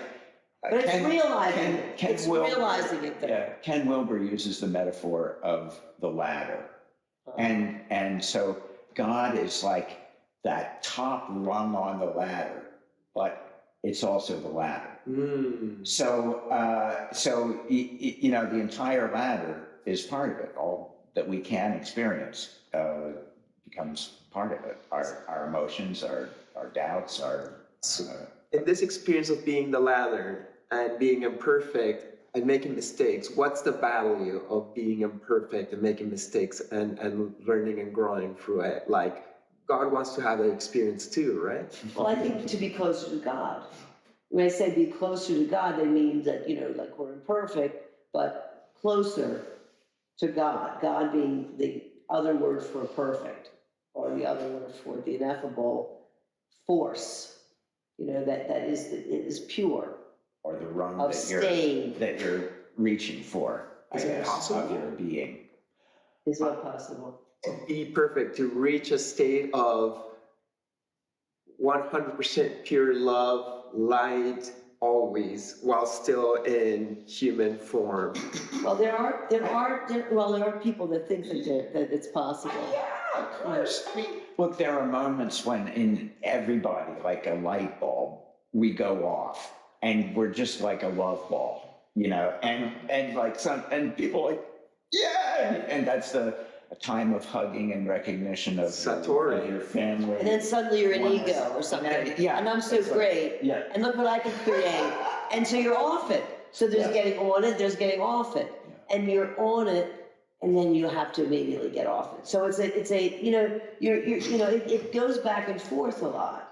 And you want to be in the perfection as, you know, as much as you can be. I sometimes feel like when you're in the absolute moment, that's what meditation gives you. This practice of trying to see if you can just be in the moment, in all your body and soul, without distraction. And how long can you stay there? It's a game. It's a fun and amazing game that you can play with yourself. You know, when we're sitting, I try to be in the moment. I listen. What I try to do is open everything. My eyes are closed, but I open my vision so I can see what's behind my eyelids. And then I listen to all the sounds. And I try to, you know, not focus on anyone. A very good friend of ours, Lama Drama, who's a wonderful woman who works at the monastery down the road, says that to meditate is to, you know, not block any thoughts, not Fall asleep. not fall asleep. That's the first thing. Don't fall asleep. Don't block any thoughts. Don't hold on to any thoughts. So those are the things. So if you're listening and you suddenly hear the high-pitched whine of your nervous system, or the refrigerator ice cubes going out, you know, you just don't hold on to that. You don't not have that thought. You can't allow thoughts to flow, and you keep. So the way I do that is I keep looking for new sounds. I keep trying to include the undertones, the birds. And if I get to the birds, I just change to the ice, and then I go to the, you know. So I kind of like try to make a, you know, John Cage, the musician. He really Revolutionized noise music. You know, he would record the outside city and make people listen to it for 4 minutes, and that was his 4 minutes. The concert would be he'd go into the hall and open the window. Oh, interesting. Yeah, or he'd sit at the keyboard and not play. Not play. So Yeah. you listen And to people people would go to coughing. Yeah. There's the people that are like, you're moving around in their chair. Yeah. And all of that is part of your What are we symphony. listening for? So I do that, and then I also, you know, go here and look and see, and I usually get a diamond sort of or egg sort of a shape in the front. It's light in the middle, and just keep looking at that. And what does that look like? And listening and looking, and you know, I try to fill my head with so many stimulations, you know, that I'm in the moment. I'm in the absolute moment of the now. It's like, what's now? I'm now. The consecutive moments of now. I want to see you paint that. I am painting back. Yeah. To the best of my ability. I'm only human, but I am painting one square at a time. Every time, very small squares. Everyone has to be shaped, has to have enough paint on it, not too much paint on it. There's all those considerations. And there's the algorithm that I go through to get to the pattern that I'm getting, which is the rules that I make up about it. You know, I have rules You for got every the painting. structure. I could tell you, but I won't tell you here, but I, could go around and tell you the rules of the paintings, very simply. I think that those should be part of your book. That is my book. You know, it's like decode the paintings. Well, I mean, I have other things in my book too. Yeah. I'm gonna do a book, but when you have a painting, I've been doing this more and more with my IG posts, because, everybody wants to make it mean something, so I put down a basic, because abstract art is abstract. It confronts you. It doesn't necessarily have to mean anything, but because of our community and whatever, I have these ideas about what things mean, but anyway, you just have to, I don't know. Well, I think that you've given the abstract a home in the visionary world, and there's a number of abstract visionary artists that are pointing to these inner world experiences that do point to sometimes a strange geometry and certainly the brilliant color and everything like that. Well, I say Mars one. I think that this movement is genuinely related to, like, the spiritualist theosophical connection that Hilma Af Klint and Kandinsky, the artists that were at the foundations of modern abstraction, were also spiritualists. And so it's a time now when we're seeing that is a continuing strain of interest and a genuine, kind of motivation to. Or there's somebody like Agnes Martin who draws lines across canvas, very straight and very regular lines. And it's a Zen practice to do that, where, when you see minimalist art, you have to look further to see all the nuance. And it's very Zen. It's like it's an act. It's an act. It's an act. It's a meditation. Yeah, it's a kind of concentration. She's a tremendous Being in the now, in a way. Yeah, It's like a now, and now, and now. that's right. So what you guys do has been called visionary art, and you rep visionary art, and you give a platform for it.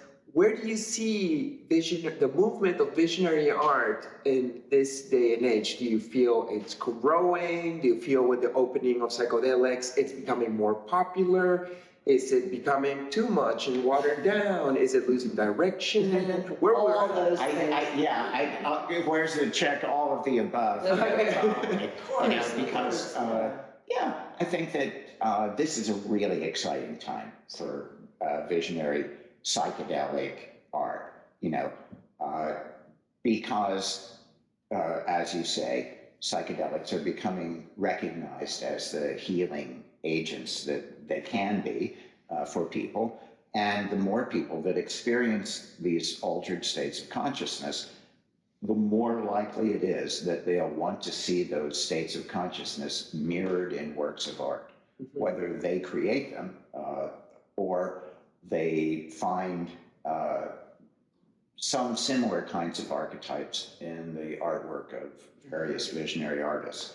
And I think that the visionary artists are helping to create a topology, if you would, of both the beings and the realms of interaction that we experience when we take psychedelics. So I think that's really one of the frontiers, that we're going to use all of the equipment, all of the artistic equipment, from AI and computer digital kind of rendering and sculpting and various things like that, to just still the effectiveness of pencil and paper. I think is there. I find that more and more people are interested in creating. I was talking to someone last night that was frustrated. They were experiencing such amazing visions, in their psychedelic journeys, but they felt frustrated that they weren't able to really share them. And so I think that that's where the motive, that directs a lot of artists, toward trying to point to that amazing experience that they had. Now, which makes the occupation of a spiritual, psychedelic, visionary artist be one that is, how are you going to connect with the divine, And so a number of artists are going into shamanic pathways, to educate themselves and to do a long training with, Wachuma or with the ayahuasca or psilocybin mushrooms, and certainly with the laws changing, in Oregon and California and in Denver, and that there's places of exploration of consciousness, and inevitably what will follow, I think, is the expansion of consciousness into new works of art. And so I think that it's a very exciting time. Yeah, I don't think that I think that there's, in our way of looking at it, visionary art began with the first art. It was very visionary, the cave art, which had images of mushroom-headed beings, bee-headed beings, like human-animal hybrids. When you think about the recurring motifs of visionary art, and what is visionary art, human-animal hybrids, images of sacred geometry, images of interconnected webs. These occurred on cave walls. So we're still doing that. And people are still having altered states of consciousness, and visions can come from dreams and from near-death experiences and from epileptic seizures and from, we know now that they come from many different ways. So I don't see that there is an end to visionary art. And like Alex was saying, with the inclusion of all mediums and all new materials, you don't exclude them. If you're talking about, painting, then you're talking about painting. But then there's, a lot of other things too. So we just happen to be dinosaurs and we're still painting. But, I don't think painting will ever die either. I think that all the mediums will splinter off from each other. Technologies will evolve from each other. And we'll do all our best we can to preserve some of these some of these old technologies. It's like there are people, a very strong niche of people who are into preservation of the old forms, like 16 millimeter and 8 millimeter and beta, and like all the way, like people were making animation with these, in their labs and in their basements, and art out of a lot of electronic ways. So that now that we have to preserve all those ways so that we can see the past and like catch up on it, archives and libraries will amass these sorts of imagery, since it has a vestige, it leaves a trace. So, you want to kind of save the best of it. Mm-hmm. So there's a lot of that going on too, and people who are very devoted to that field. Well, I am an analog person that likes real wood or canvas and paint, and the time and the space and the vibration you inject into it, and then it holds, once again, vibration and consciousness and feeling and emotion, and then interacts with people and collects more and becomes a technology, a very primitive technology in a way. And a museum like your own holds these analog artifacts, even though there's also technological ones. And then your upcoming journal, CoSM journal, number 11, will be a book recording the movement from your point of view, which is invaluable because I don't feel there's enough official books recording our particular branch of the visionary scene. More than there ever were before, though. That's the thing. You see, it's growing. But who tells the It's- story? It's the thing. That's right. People Well, tell each a one story. of You're us, telling your each one story of with your us. book. Yeah. I'm trying to tell the story through you guys. This podcast is me, like, I don't want to come and be like, this is how I see it and this is how it is. I'm like going, asking, right, how do you see it? And perhaps the collection of points of views Right. creates some kind of archive for what's happening in this moment in history. So I think that's wonderful. It's culture is that collection of worldviews. And so it's an invaluable thing. And it's what we try to do with the exhibit, you know, all the different artists. And it's wonderful to feature the tool posters even, you know, because there's so many different amazing artists. yeah, we get an extra 25 artists by putting 33 posters of Tool they selected, and someone collected, and that collector was very generous to loan all, you know, like a big chunk of his Tool collection, some of the best, and everything signed by the band. But Tool really has followed the visionary art scene and put a lot of our friends in there. And so we're glad to be able to show that art at Entheon right now too, which is really, really good. That's awesome. I love event poster art from the 60s and up. Yeah, yeah. It's part of our psychedelic culture. It really is. So do you feel new technologies, including AI art, helps expand visionary and spiritual art for people who perhaps don't have the ability to learn art? Or, you know, is God's consciousness also going to manifest through that vessel, that terrarium? I so completely think it will. I do think that you have to remember that within every technology, there's terrible art, there's mediocre art, and there's great art, you know, and all those gradations in between. So AI is no different than that. There's a lot of crapola, and there's going to be real, I think that it's also going to assist people in visualizing. That's the other thing it'll do. It assists people in visualizing the art that they want to visualize. But I think for the most part, you know, it's going to take real clever, brilliant, creative people to make the best AI art. So are you optimistic about it, or do you feel, I guess it's too like simple to be good or bad, but some people are afraid of it. It's like, oh, and some people, I don't know. Well, there's certainly things to fear. I mean, the thing that you don't want to see is, you know, people cheating and lying and stealing from other people. So you worry, you know, somebody's going to steal your art and turn it into something else and call it your art. I don't think it'll happens. I guess, Maybe but I haven't some seen Alex Grey anything. style art. Yeah.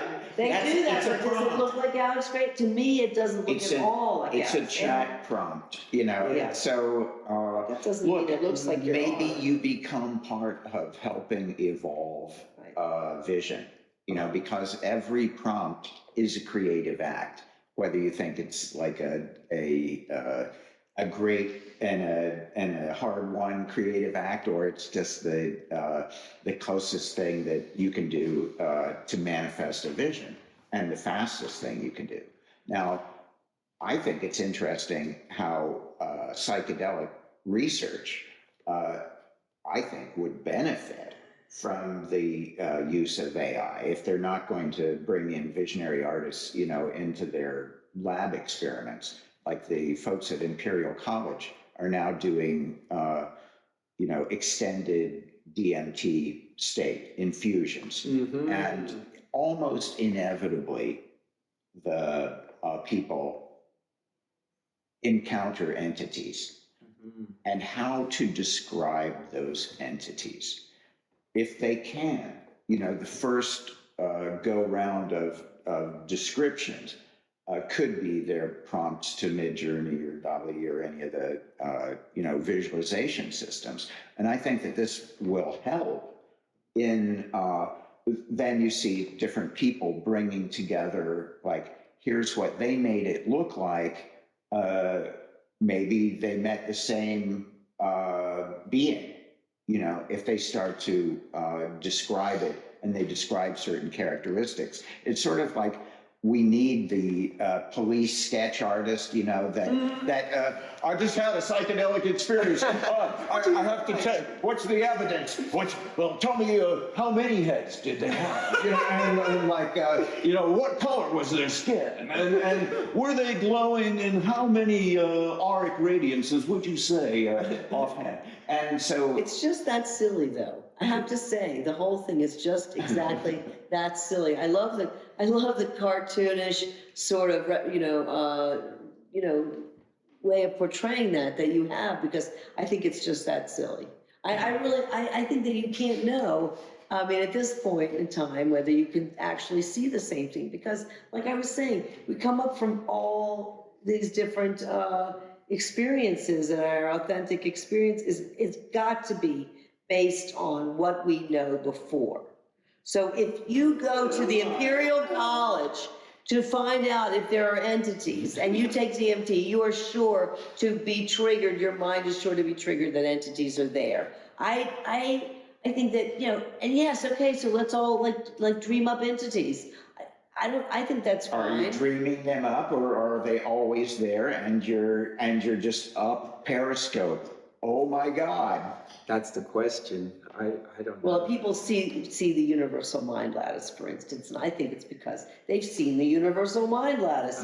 They've seen the actual, no, they've seen your painting. No, Oh, I don't think so. absolutely, No. absolutely. People who They say, "I have seen died that." and came back came to me in Japan, and basically he had dissolved into the universal mind lattice before seeing the painting. He was struck by lightning, and he started babbling to his friends about this amazing place that he went to, and it's hard to describe, but it was an energy and everything. And somebody had sacred mirrors, and they showed him the picture, and he started like crying and saying, "Yes, this is it." He's a guy that came to my opening in Japan and like showed me the scar of his lightning bolt that struck him in the fucking heart and killed him, and then he was resuscitated. And so that guy went to the universal mind lattice, and he's sure of it.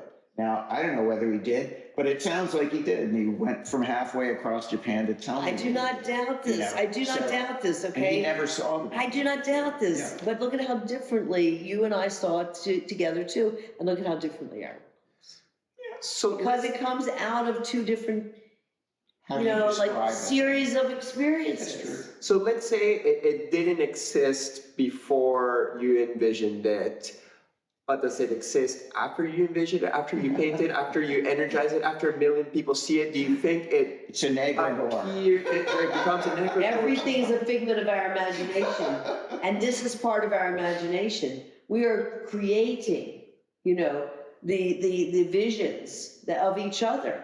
We're all interactive in our visions. Our visions are you know, cannot help but be influenced by the visions of others. You can't separate it. We're living in a net. It's the jewel net of Indra, where all things are connected, and wherever, you know, our nets cross, there's a jewel that's so highly polished that it interreflects all the other jewels of the net. It's all interreflective, so we can't really tease one thing apart from another and say, oh, well, you know, this painting influenced this. Everything influences everything. Okay. Our visions are influenced by all the visions we've ever had.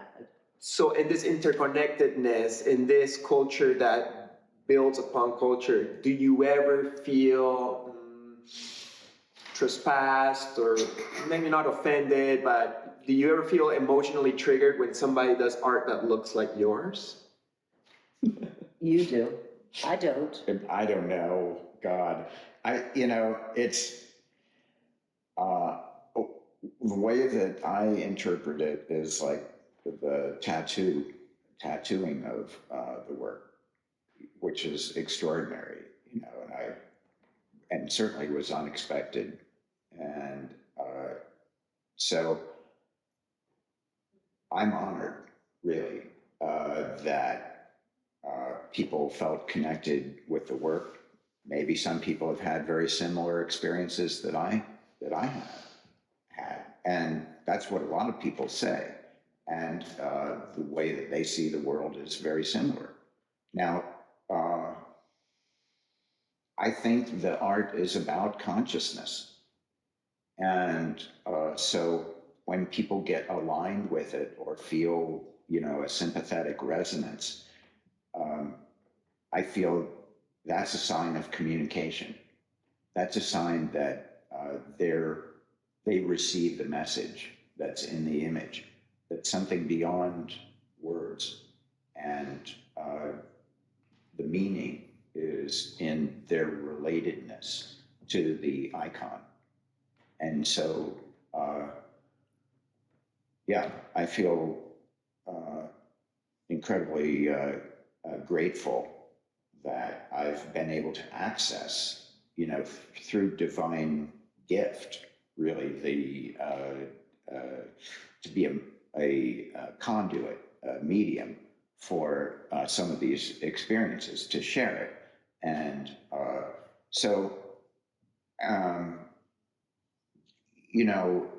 seeing that a number of other artists are similarly inspired, or maybe they've been directly inspired by my work, is a sign that it's doing what it's supposed to do, I think. And that if it's meaningful and impactful, maybe it will have some way of impacting other people's work as well, and maybe that's how you see the influence in a way, and that is why would you not want that? You want everyone to access their own original statement as much as possible. What you doesn't want is, as you're saying, each of us are a unique filter, of that one that runs through us all. well, what you don't want as an artist is for a person to use your original image, in a context that you don't want. You know what I mean? You don't necessarily want to see a holy image used as a shower curtain or a bath mat. You know what I'm saying? So you do have a right as an artist in this country anyway to guide the context in which your work is shown. It has the money-making part of it is just a subset of that. It's the right of the artist to discern, where they want their stuff to be seen. Right. So you can't say that it's yours if it's absolutely the original of another person. So that's that. But with my work, I don't see a lot of that. I mean, I wouldn't want anyone to be, taking a photograph of my work and using it as whatever they want to use it as, without my permission or whatever. But at the same time, I create algorithms that are so complex that most people don't know how I come up with them, and nobody wants to make art like mine. So that was my initial, one of my initial incentives was to create art that no one else would want to make art like. I disagree, but I don't know why you'd think that people wouldn't want to do that. Maybe you're just so original that people can't. No, because it's taken me 40 years of practice to do what I do. So I don't think that anybody is going to do it exactly like I do it. And if they try, then they can. But I have a feeling it'll come out completely originally, like they, just from their own. It'll just evolve. It'll be their own, and they can't.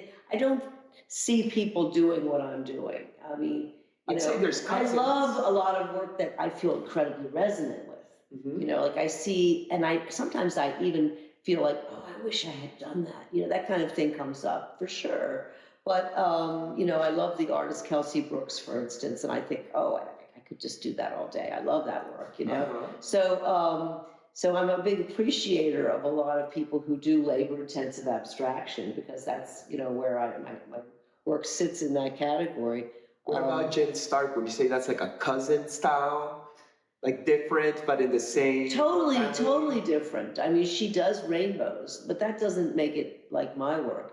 I mean, her work is, these drips, and she's really devoted to many mediums and other people doing her work. And I think that's very forward motion, for her work. And I think it has a definite style of its own. She's definitely hooked to it.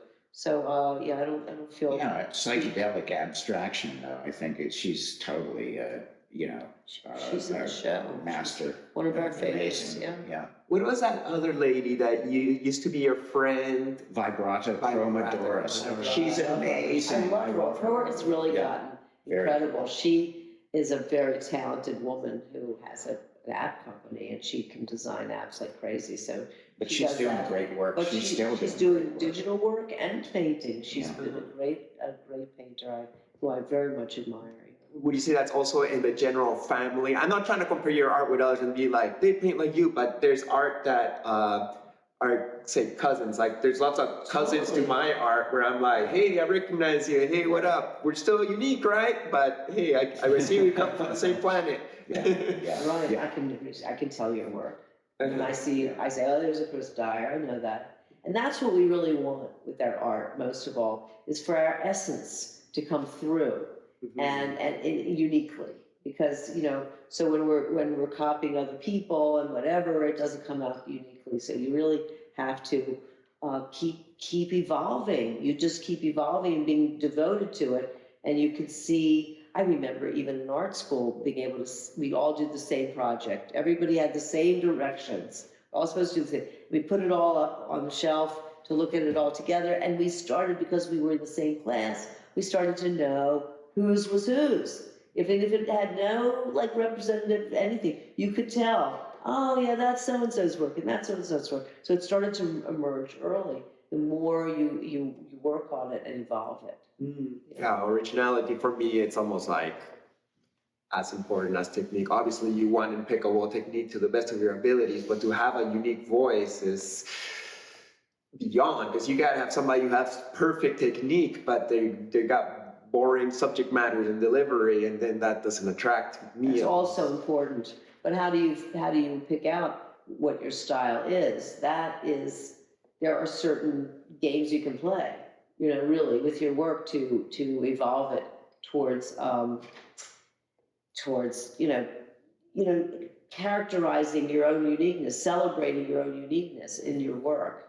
And we try to encourage people in the classes that we teach and everything about how to go there, how do you get there, Right. finding your own Because in special- your workshops, you're not teaching them to paint or draw or do art like yourselves. You're trying to give them the energy for them to be themselves. Thank Right. God there are all Yeah. kinds of teachers though too. Absolutely. Yeah. No, we need to feature teachers of all kinds, but our particular visionary art classes, like finding what are the visions that are unique to the person and what is their already evolving style, and how can we help to them to refine and discover the essence of their own Right. originality, that will lead them in a unique direction in their work. Power their strengths. Yeah, they got to recognize it in themselves and then enhance it and keep nailing it, keep pushing that edge. When you see something that you like, you just keep pushing the edge towards something that you like, and keep filtering that into your next work and your next work. And it takes time and practice to really do it. I mean, some people come, but look at, Jean-Michel Basquiat. Boom, boom, boom, boom, boom, fast painter, getting a lot of work done. Came out just like Jean-Michel Basquiat. You can always tell Jean-Michel. Yeah. It's just, Egon Schiele, Egon Schiele. same way, Bingo. yeah, All of the Pure characters. energy. characteristic strokes, it's like the strokes of genius, that, Well, thank you so much, Allyson and Alex, for your time. This was such a great conversation. Would you have a final words of advice to all the young artists that are tuning in here to listen to you speak today? Oh. Be yourself. Do your best. Never give up. Oh, I know That's it. who's that one. That was from our youngest advisor, our daughter, who was 5 years old when she said that. Because she said, I know how to be a great artist. Be yourself. right? Uh-huh. We're just talking about that. Originality. Finding that authentic self. Do your best. That means that anything less than your best has to be done over or better next time. It's just, doing your best is like, how do you do that? It takes a lot of practice. It's a life's work. And never give up. Look at us. Keep going. Keep going. We're Keep still, going. Yeah. Charging forward. Exactly. Yeah. Keep imagining the next vision in front of you. I think that's the best advice you can. Yeah, I knew that long ago. From her. Yeah. Well, thank you so much for making the world a better place with your art, with your community, with your belief that this world can go to a unified humanity of love and creativity. We need more of that. So thank you so much. I appreciate you. Oh, we appreciate you too, Chris. Yeah, and thank you guys for watching another episode of Chris Dyer's Creative Friends. Make sure to like, comment, subscribe, share all those boring things you don't want to do, but you love me so much you're going to do them. And I'll see you next episode. See you later. Blessings. Peace. Next episode, Orangi. It came from that moment. So for me, playing the actual instrument in the performance, in the moment with the audience, with the spirits in the space, the land, it's like all of that information actually is there, being captured into the loop that I'm creating, and then that's being able to be, turned into the song in the moment. And so it's relevant to the moment, and that's the power of music itself that I think we've kind of lost track of, this thread of the power of the presence of now. Because of everything now, the advent of the DJ, and the advent of now taking old recordings, which are actually technically the recordings are echoes of another moment. Yeah. Like even this recording now of us, this is this moment right now that we're living in, present in, Yeah. but now others will experience at a later moment. Uh-huh. And so there's a transmission of information in that's beautiful, Yeah. but it takes us out of also the power of the temporal time of now, which is something that art, especially dance and music, they're temporal art forms, so they bring us right into the presence of now. So please make sure to subscribe, like, comment, and share. Big thanks, and see you next episode. Peace.